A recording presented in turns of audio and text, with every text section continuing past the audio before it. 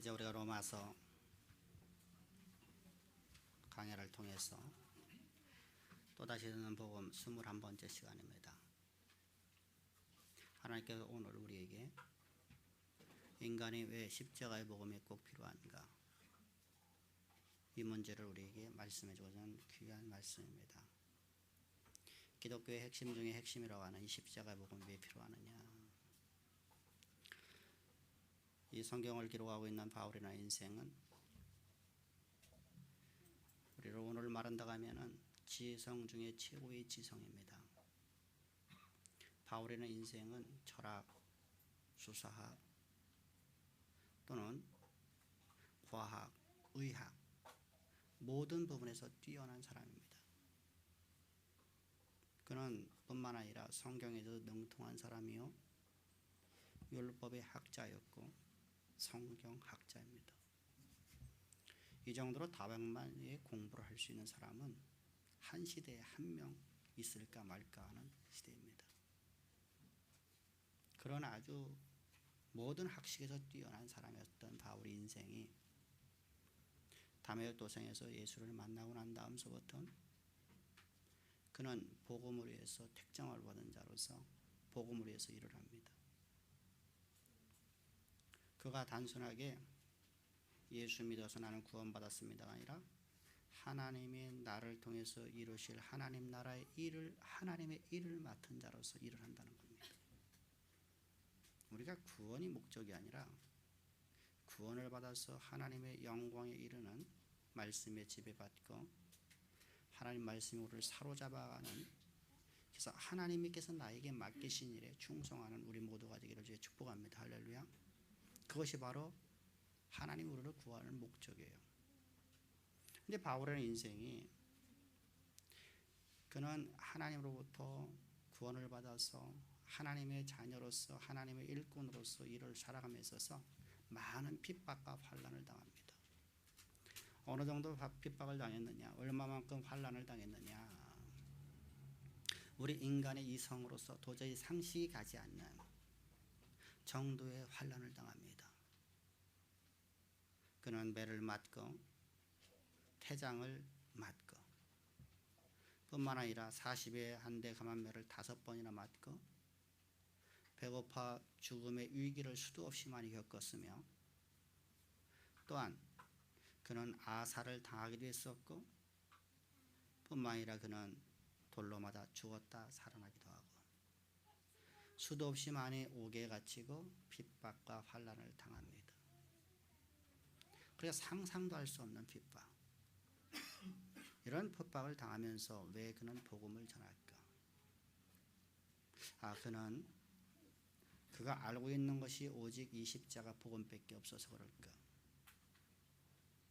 세상의 학문에는 무지한 자요, 성경에서는 무지한 자요, 아무것도 알지 못하기 때문에 그가 아는 것 하나만을 전하는 무식한 사람일까? 전자에 말씀드렸습니다. 바울은 당대의 최고의 지성으로 한 시대에 한 명이 날까 말까 하는 아주 지식이 뛰어난 사람입니다. 어떤 사람도 그 앞에서는 감히 학식을 내보일 수 없고 그의 말제도를 따라갈 사람이 한 명도 없습니다. 당시 쾌변론자라든 쾌변론자들, 황제나 또는 많은 그 군주들 앞에서 그들의 비율을 맞추는 말을 잘하는 쾌변론자들이 있었습니다. 이런 사람들이 스토아 철학자들입니다. 이런 스토아 철학자들과 말을 하면서도 단 한 번도 그는 세상의 학문에서 밀리지 아니하고 오히려 저들을 굴복시키고 저들이 바울을 우러러보게 만든 위대한 사람입니다. 세상에서 보라면 참으로 여러분 학식이 뛰어나고 말도 잘하고 모든 분에 뛰어난 사람이었던 이 바울의 인생이 나는 오직 십자가 복음만을 전한답니다. 왜 십자가 복음만 전해야 되는 것인가? 바울이 2차 전도여행을 떠납니다. 안디옥 교회에서 시작을 해서 저 갈라디아 지역을 지납니다. 1차 전도여행을 했던 그곳을 지나서 이제 저 북갈라디아 저 드로아에 이르렀습니다. 이때 하나님께서 그에게 은혜를 베푸시고 그에게 음성을 주셔서 그가 아시아로 가려고 했던 마음을 바꿔서 이제 하나님이 제시하는 곳에 지배를 받아서 가게 됩니다. 하나님이 원하시는 것, 하나님이 보내시는 장소로 가게 된 것이 바로 유럽입니다. 당시는 마게도니아라고 합니다. 마게도니아 관문인 네아폴리를 지나서 이제 그가 간 곳은 빌립보 지역을 들어갑니다. 빌립보에 가서 그가 주의 복음을 증거합니다. 예수의 십자가의 죽으심과 부활을 증거합니다. 그리고 우리가 거듭났다는 것을 증거하자 그곳에서 많은 사람들이 은혜를 받고 그곳에 귀신 들려서 저 많은 여종이 하나 있었는데 그 여종이 치유가 됐습니다. 귀신이 떠나가자 그 여종이 이제 점을 할 수 없게 됨으로 말미암아서 그 주인이 바울을 고소를 합니다. 근데 그 주인은 아주 유력한 사람이에요. 돈이 많은 사람이에요. 그래서 그의 말이 그 빌립보 지역에서 아주 큰 힘을 발휘하고 있는 사람이었어요. 바울이 감옥에 갇혀서 매를 맞고 죽음의 위기를 당합니다. 뭐 하다가 죽었다고요? 뭐 하다가 지금 감옥에 갇혔다고요? 예수를 증거하다가 하나님이 맡기신 일을 하다가 핍박과 환난을 당합니다. 그곳에서 죽을 위기를 닥치자 그곳에 은혜 받던 다른 한 유력한 사람이 자신이 보증을 쓰고 바울을 석방을 해줍니다. 그리고 바울은 그곳에 견딜 수 없어서 결국은 그곳에서 도망을 나오게 되는 겁니다. 도망 나오는 그의 발걸음 얼마나 씁쓸할까요? 내가 하나님의 일을 위해서 내가 헌신하는데 내게 주어진 건 환난과 역경과 고통밖에 없구나. 힘들어서 지치고 쓰러질 만도 한데 바울은 곧바로다가 그곳에서 데살로니가로 옮기게 됩니다. 데살로니가 왔을 적에 데살로니가에서 복음을 또한 증거합니다. 아마 나 같으면 전하지 않을 것 같아요. 내가 하나님의 일을 하는데 왜 내게 이런 환난과 역경을 합니까? 하나님 일하는데 내가 왜 죽음의 위기를 겪습니까? 왜 내가 매를 맞습니까? 근데 바울은 그곳에서 주의 복음을 증거합니다. 그런데 문제가 또 생겨졌습니다. 저 빌립보에서부터 그 귀신 들린 여종의 주인이 쫓아옵니다. 많은 사람들이 끌고 와서 바울을 괴롭힙니다. 얼마나 괴롭히는지 바울이 견딜 수 3주 만에 도망을 나옵니다. 그리고 그가 온 것은 베리아 지역입니다. 베리아에 왔을 적에 베리아 사람들은 신사들이라 아주 신사적이어서 바울을 괴롭히지 않습니다. 그래서 바울이 그곳에서 복음을 전하는데 편안하게 전합니다. 그런데 문제는 또 생겨지기 시작합니다. 저 귀신 들린 여종과 함께했던 사람들이 저 데살로니가에서부터 다시 쫓아왔습니다. 또 데살로니가에 있는 유력한 사람들이 함께 쫓아와고 바울을 괴롭혀서 바울을 죽이려고 합니다. 그래서 바울이 또 밤중에 도망을 나옵니다. 여러분 이 정도 되면 우리는 다 포기할 것 같아요. 내가 아무것도 모르는 사람도 아니고 나는 지금도 어디를 나가더라도 누구한테 난 대접받는 사람이고 나는 어디를 가든 간에 난 성공한 사람이고 나는 어느 자리에 가더라도 나를 갖다 우러러보는 나는 그런 학식과 그런 직위를 가진 사람입니다. 내가 예수만 버리면 내가 십자가만 버리면 모든 사람들이 나를 우러러보고 나를 존귀 여기는 그런 사람입니다. 그런 사내들인 공의원이었습니다. 그의 아버지는 지금도 사내들인 공의원입니다. 그런 다소의 갑부입니다. 예루살렘에서 갑부입니다. 자신이 이 십자가 복음만 버리면 자신은 모든 명예와 부와 권력을 쥐어질 뿐만 아니라 그는 자신의 학식을 배우려고 자신한테 수많은 사람들이 찾아오는 사람입니다. 나는 앉아서 모든 사람의 대접을 받으며 대우를 받으며 살아갈 수 있는 사람인데 내가 이 십자가의 복음에 내가 사로잡혀서 나는 날마다 매를 맞고 죽음의 위기를 겪으며 아사를 겪으며 죽었다 살아났다를 수도 없이 합니다. 얼마나 매를 맞았는지 사람이 죽었다. 하나님이 또 그를 살리셔서 그가 또 살아나고 이런 삶을 살아가는 것은 내가 복음 때문에 그런 거입니다. 하나님의 일인데 하나님의 백성인데 하나님의 백성이요 하나님의 사도인데 하나님의 일꾼인데 나에게 왜 이런 환난과 역경 줍니까? 라고 우리 원망할 수밖에 없는 상황이지 않습니까? 근데 바울은 그곳에서 원망을 하지 않고 또는 복음을 전하려고 그는 간 곳이 아덴입니다. 근데 아덴에 가서 이제 문제가 생겨집니다. 아덴에 갔을 적에 너무너무 내가 고통스러웠어. 그곳에서 바울은 복음 플러스 다른 알파를 전하기 시작합니다. 다시 말하면 봐보십시오. 과학적으로다가 예수님은 바로 우리 하나님이십니다. 과학을 갖다 집어내고 철학의 사변을 갖다 집어내서 그가 철학적 사변을 갖고 주의 복음을 전했습니다. 그랬더니 아덴에 있는 스토아 철학자들이 바울의 그 말을 듣고서 전부 다 감동을 받아요. 은혜를 받았어요. 근데 아무도 믿지 않더라 이것입니다. 내가 예수 그리스도의 십자가의 복음을 전하지 아니하고 내가 예수 그리스도의 십자가의 복음을 전하기 위해서 여러 가지를 갖다가 타입해서 내가 끄집어냈더니 그곳에 믿는 자가 하나도 없었더라. 바울은 여러분들 실망을 합니다. 얼마만큼 힘들까요? 십자가만 전하면 매를 맞고 거기다 다른 걸 전하면 복음이 안 전해집니다. 교회가 세워지지 않습니다. 그래서 바울이 아덴에서 도저히 목회 실패를 경험하고 그가 이제 아덴에서 떠나와서 고린도 지역을 들어옵니다. 고린도 지역을 들어오면서 그가 얼마나 두려운지 말도 못합니다. 가는 곳마다 자기는 복음을 전하는 매를 맞죠. 죽음의 위기를 겪죠. 돌로 맞죠. 채찍질 당하죠. 감옥에 갇히죠. 죽을 얘기를 수도 없이 많이 경험하죠. 곤장을 맞죠. 그래서 다른 걸 섞었더니 그곳은 복음이 증거되지 아니하고 철학적 사변만 남죠. 너무나 힘이 들어서 너무나 고통스러워서 그가 고린도 지역을 오면서 두려워 떨었노라 이렇게 말합니다. 그런 그가 고린도 교역에 들어와서 그가 증거하는 걸 또한 봅니다. 2장 1절 2절입니다. 다 같이 시작. 형제들아 내가 너에게 나아가 하나님의 증거를 전할 때 말과 지혜의 아름다운 것으로 아니하였나니 내가 너희 중에서 예수 그리스도와 그가 십자가에 못 박힌 것 이외에는 아무것도 알지 아니하기로 작정하였습니다. 여러분 바울은 여러분 그걸 들어올 적에 두려웠지만 내가 너에게 갈 때 예수 그리스도의 십자가에 죽으신 것 이외에 부활하신 것 이외에 아무것도 전하지 않았다. 내가 너에게 내가 증거할 때 뿐만 아니라 나는 예수 그리스도의 십자가의 복음이 아무것도 알지 않기를 원하노라. 않았다는 겁니다. 내가 무식해서가 아니라는 거죠.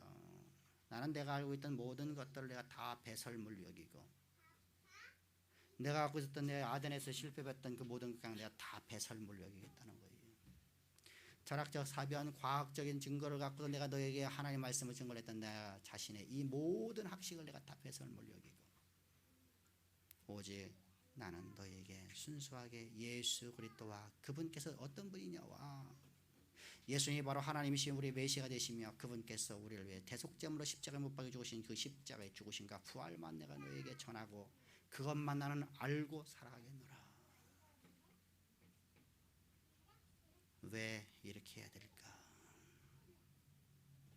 우리가 핍박을 안 당하고서 얼마인지 할 수 있는데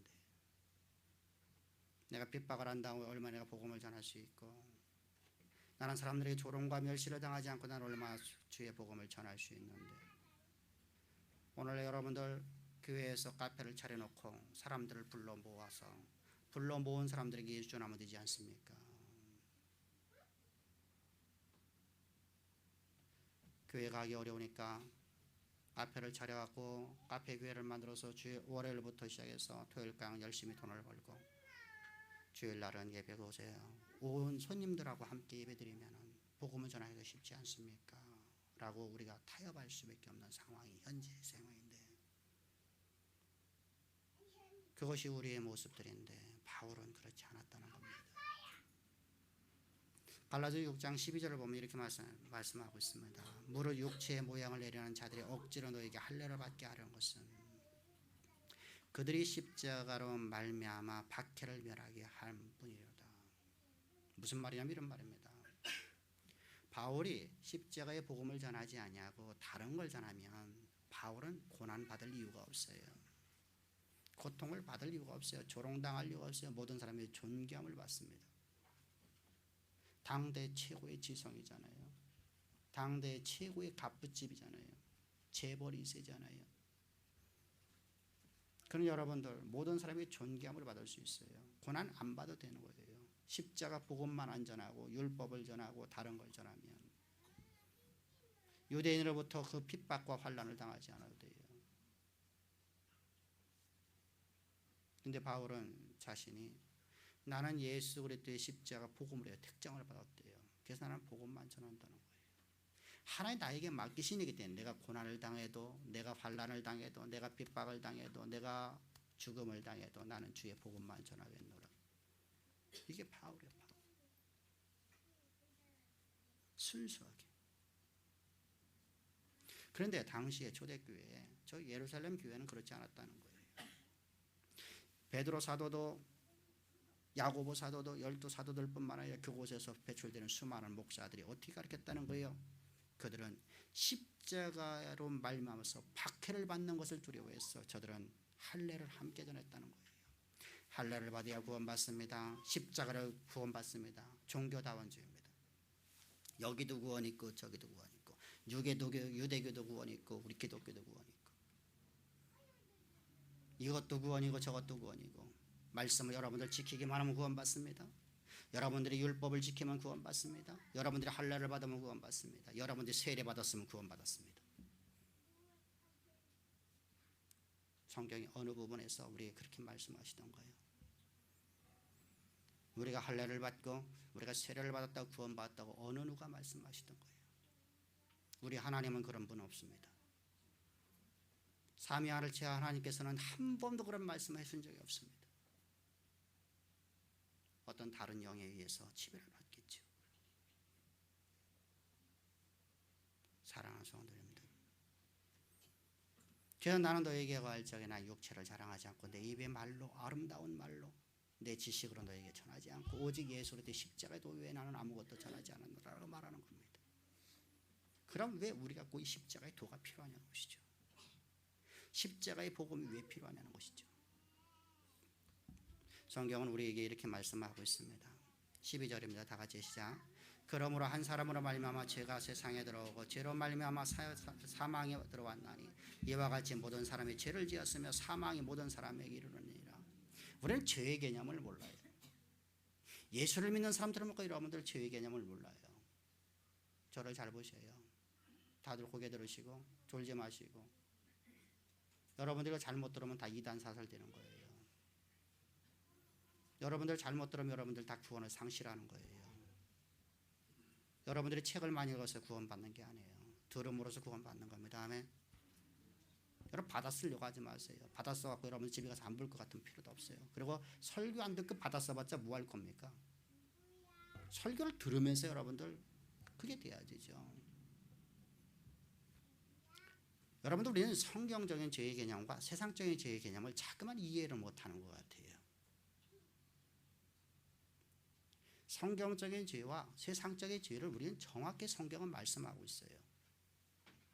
오늘 여러분 성경이 뭐라고 말씀하나요? 한 사람으로 말미암아 세상에 죄가 들어왔고 죄로 말미암아서 사망이 왔나니 이처럼 모든 사람이 죄를 지었으므로 내가 여러분들 태어나는 순간 나는 죄인이 되어 나 출생했다는 거예요. 죄인으로 출생했기 때문에 난 죄인이라는 거예요. 내가 오늘 삶 속에서 범죄한 거 죄인이 아니에요. 그렇다면 여러분들 내가 오늘 범죄하지 않으면 난 구원받는 이런 종교다원적이 나오잖아요. 이단 사설이 나오잖아요. 그러면 성철은 여러분들 더 구원받죠. 그렇다면 불교 스님들은 여러분들 더 많이 여러분 구원받죠. 온통 그들은 범죄하지 않잖아요. 간음하지도 않잖아요. 그들은 여러분 좋은 일 많이 하잖아요.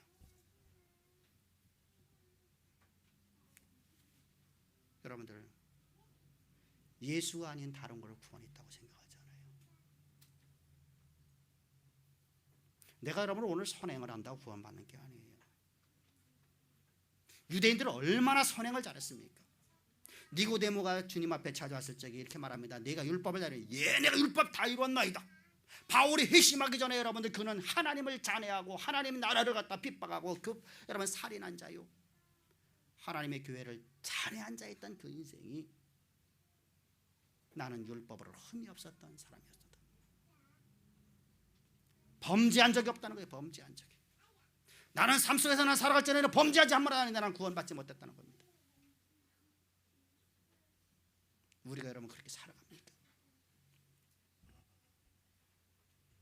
우리가 이제 그 정도에서 여러분들 우리가 아름다운 삶을 살아갑니까? 여러분, 행위로 구원받을 자가 아무도 없나이다. 내가 여러분들 행위로서 여러분 구원받을 자가 어디 있겠어요? 여러분, 우리나라는 양반제도가 있어요. 양반제도. 양반은 여러분들 잘못해도 양반이야. 왜? 양반으로 태어났기 때문에. 양반은 아무리 잘못해도 여러분 양반에서 벗어나지를 않아요. 비록 그가 범죄의 대가를 치르기 위해서 교도소는 들어간 말이야. 그는 양반이에요. 쌍놈이 아니야. 그러나 쌍놈의 아들로 태어나면 나는 아무리 잘해도 쌍놈이야. 나는 아무리 잘해도 상민이란 말이에요. 상민. 내가 국가에 큰 공을 세워도 여러분들 장영실처럼 여러분들, 나는 여러분들 양반이 되지 못해요. 여러분들 일제시대 때 많은 여러분들 상민들이 여러분들 봉기하고 여러분들 일어났어요. 그런데 그 사람들 여러분들 상민이서 양반이 되지 못해요. 임진왜란 때 마찬가지예요. 국가에 유공을 세웠다 그러면 상민은 상민일 뿐이에요. 신분의 변화는 없어요. 아담 안에서 여러분들 출생한 우리는 모두는 다 죄인으로 출생했어요. 내가 여러분을 응애했을 적에 나는 내가 무슨 죄를 저질렀습니까? 여러분들이 이 땅에서 여러분들을 응애하는 순간 여러분들이 범죄한 것이 아주 커갖고 여러분들 사망의 길을 걸을 정도로 여러분을 범죄한 사람 어디 있겠어요? 아무도 없죠. 아니 그걸 떠나서 여러분들이 어머니 못해 있을 때 여러분들이 범죄한 게 뭐 있냐고요? 어떤 무식한 사람은 이렇게 말하대요. 엄마를 갖다 산문에 나오지. 엄마 아프게 했기 때문에 범죄다. 그걸 죄인이다. 이렇게 말해요.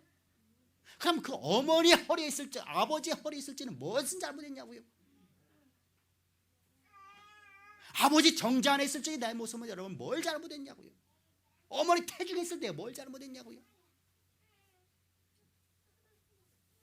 여러분들 성경은 여러분들 죄의 개념을 세상의 죄의 개념으로 해석하면 안 돼요. 이 세상은 내가 오늘 범죄하면 죄인이에요. 그래서 성경에서 말하는 것은 한 사람으로 해서 모든 사람이 다 죄인 되었느니라. 아멘. 이게 성경의 말씀이잖아요. 왜 우리 성경을 안 따라가냐고요? 성경을 왜 성경 말씀을 믿지 않냐고요? 왜 내 생각을 믿냐고 세상의 말을 믿냐고요? 하나님 말씀을 믿는 것이 믿음 아닙니까? 그런데 왜 우리는 자꾸만 하나님 말씀을 믿지 않냐고. 바울이 여러분 만약에 여러분들이 행위로 구원받습니다 말했다면 여러분 바울은 한 번도 고난받을 이유가 없어요. 그 일생 속에 단 한 번도 고난받을 필요가 없어.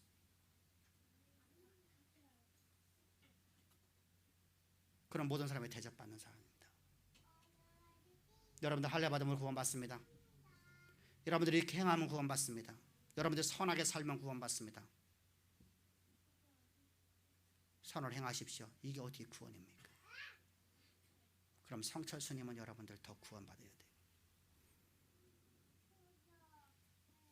성경은 또 이렇게 말씀하고 있습니다. 15절을 보게 되면 한 사람의 범죄로 인하여 많은 사람이 죽었은즉 한 사람을 위하여 많은 사람이 죽었어요. 사망에 이르렀단 말이에요. 모든 사람이 다 죄 가운데 있어요. 17절에도 동일하게 한 사람의 범죄로 말미암아 사망이 한 사람을 통해서 왕노릇하였은즉 아담으로 말해서 우리는 모두가 다 죄인 된 겁니다.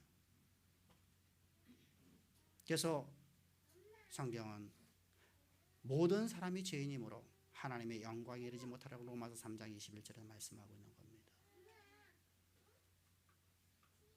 우리는 아담 안에서 모든 사람이 죄인 되었기 때문에 내가 오늘 아무리 선한 일을 하더라도 성철 스님보다 더 성결한 삶을 살아간다 할지라도 나는 죄인일 뿐입니다. 행위로 구원받을 자가 아무도 없습니다. 여러분들 오늘 내가 잘못한 거 있다 그것이 나의 죄인 만드는 게 아니에요. 이건 범죄라고 하는 거예요. 범죄. 범법함이라고 해요. 범법함. 단어 자체가 달라요.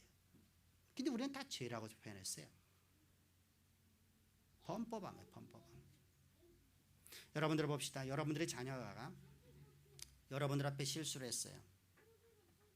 그렇다고 여러분들 호적에다 파내버리겠습니까? 내가 오늘 여러분들 우리 엄마한테 내가 잘못했다고 우리 어머니가 나를 갖다가 너는 내 아들 아니다라고 나를 호적에서 파내버리겠냐고요. 여러분들 우리가 실수하더라도 우리 아버지는 나를 여러분 호적에 파내지 않아요. 왜? 내가 그 안에 출생이기 때문에, 내가 그 안에서 낳기 때문에, 나는 그의 자녀이기 때문에.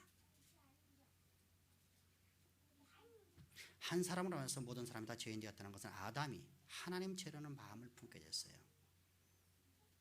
내가 선악을 알게 하는 나무 실과를 먹으면 내가 하나님처럼 지혜롭게 될 것이다. 그래서 내가 하나님 되리라.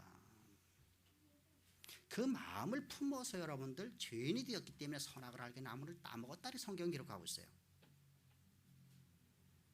근데 우리는 선악을 알게 나무를 따먹었기 때문에 우리가 죄인 되었다고 하니까 여러분들 행위죄예요. 행위죄. 우리 마음 안에 이미 하나님처럼 되는 마음을 품었어요. 성경이 분명히 그렇게 말씀하고 있어요. 창세기 3장을 보게 되면, 그래서 하나님처럼 되려는 마음을 품고 나서 보니까 그 나무의 실과를 보니까 보암직도 모험직도 없고 하나님처럼 될 것 같은 지혜로움도 있을 것 같아서 내가 따먹었다 이렇게 되어 있습니다. 여러분, 내가 죄인이었기 때문에 범죄한 것이지 아담은 여러분들 아이당선 할 때 실수 한 번 안 했나요?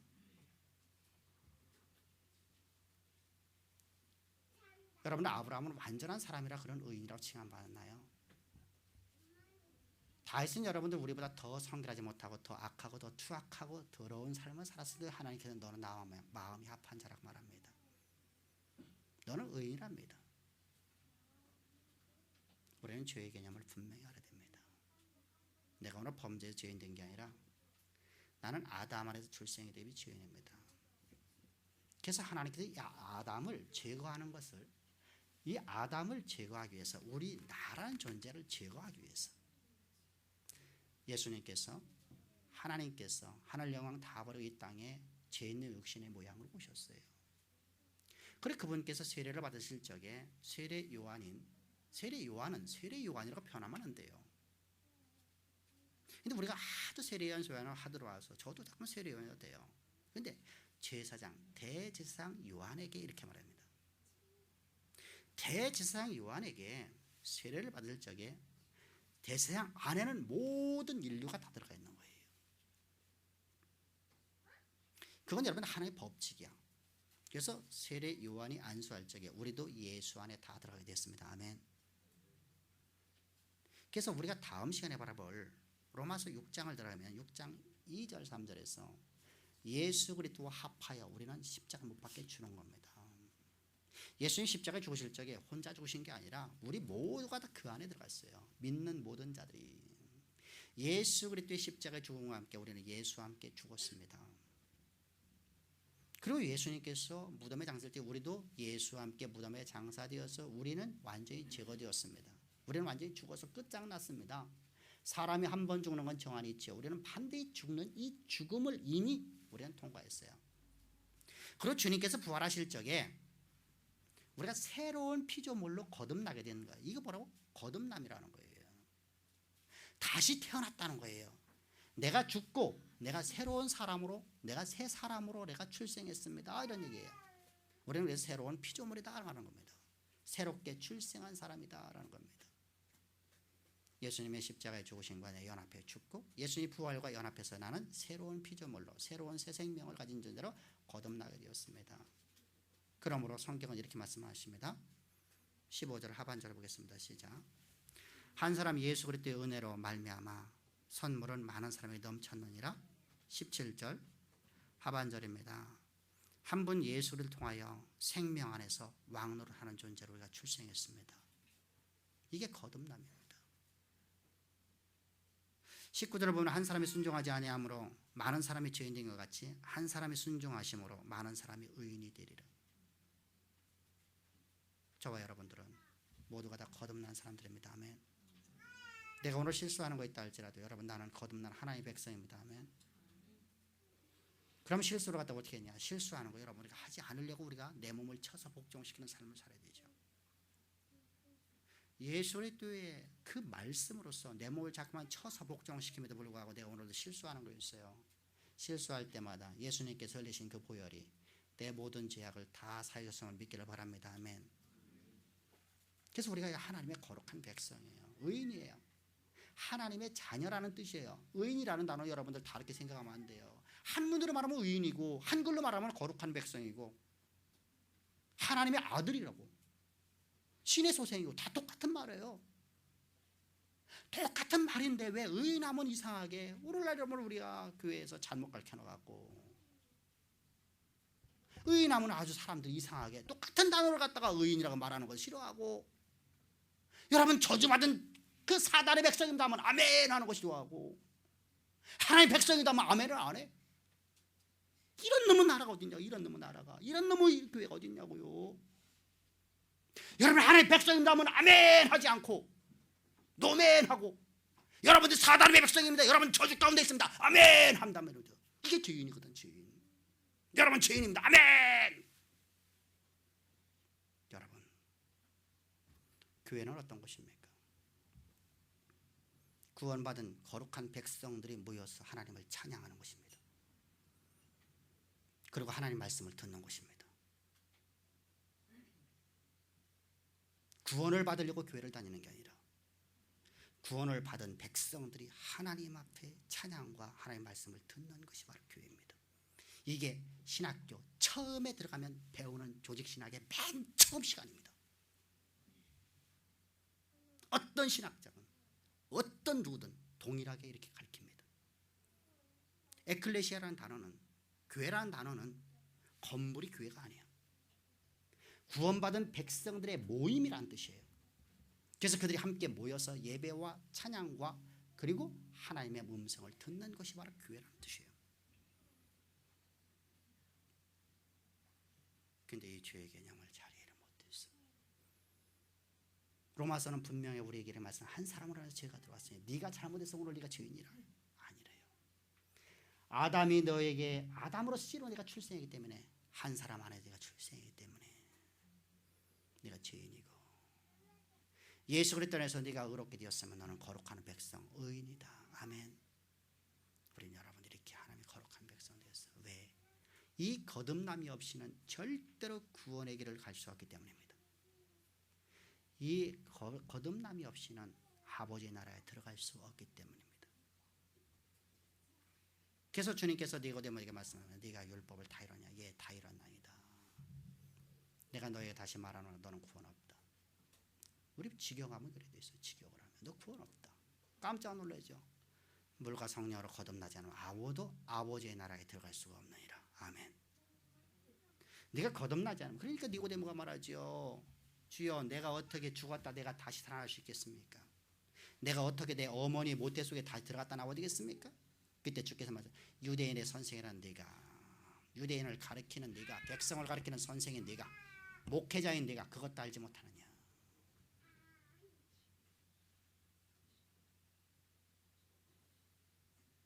주님은 이 땅에 오신 목적이 우리의 대속죄를 위해서 우리로 하여금 하나님 말씀의 지배를 받고 하나님의 영광에 이르는 길을 걸어가는 하나님으로 인하여 기뻐하고 하나님의 말씀이 우리 삶에서 이루어지는 영광을 보면서 기뻐하는 인생을 만드시려고 십자가에 죽으셨습니다. 아멘. 그래서 주님께서 십자가에 죽으신 것은 단순하게 죽으신 것이 아니라 저 유대 땅의 저 가난한 목수의 아들이 세상을 한번 좀 바꿔보려고 많은 지식을 습득해갖고 세상을 한번 변화를 시켜보려고 하다가 실패해서 죽은 한 의인이 아닙니다. 주님은 바로 하나님이셨습니다. 그분께서 우리를 위해서 십자가에 대속제물로 죽으신 것은 우리로 하여금 거듭나 하나님 백성으로서 의인으로서 하나님의 말씀이 우리를 지배하고 그 말씀이 나를 사로잡아 이끌어가고 하나님 말씀의 통치를 받아서 이 땅에서 가장 아름답고 복된 인생으로 우리를 만드시려고 하나님의 언약의 통로요 하나님의 언약이 우리 삶에서 이루어지는 걸 보면 우리가 즐거워하고 하나님께 영광을 돌리며 하나님 맡긴 바 일에 감당하며 우리에게 맡겨진 사명을 위해서 헌신하고 충성하는 하나님 나라를 세우는데 내 조건과 내게 주는 환경과 내가 눈에 보이는 것을 살아가는 존재가 아니라 여호와 입에서 나오는 말씀만 가지고 살아가는 그런 인생 만드시려. 주님은 십자가에 못 박혀 죽으시고 우리를 택정하여 예수 십자가 안에서 우리를 다 죽이시고 예수의 부활과 함께 우리는 새로운 피조물로 거듭나게 하신 하나님 앞에 감사합시다. 그래서 우리는 여러분들이 이 은혜 속에서 하나님의 언약의 통로가 되어지는 가장 아름답고 복된 우리 모두가 되기를 주의 축복합니다. 기도드리겠습니다. 좋으신 아버지 감사합니다. 찬양합니다. 오늘도 우리를 이처럼 사랑하셔서 우리에게 은혜 베푸신 아버지 하나님을 찬양하며 오늘 말씀 우리를 온전히 지배할 수 있도록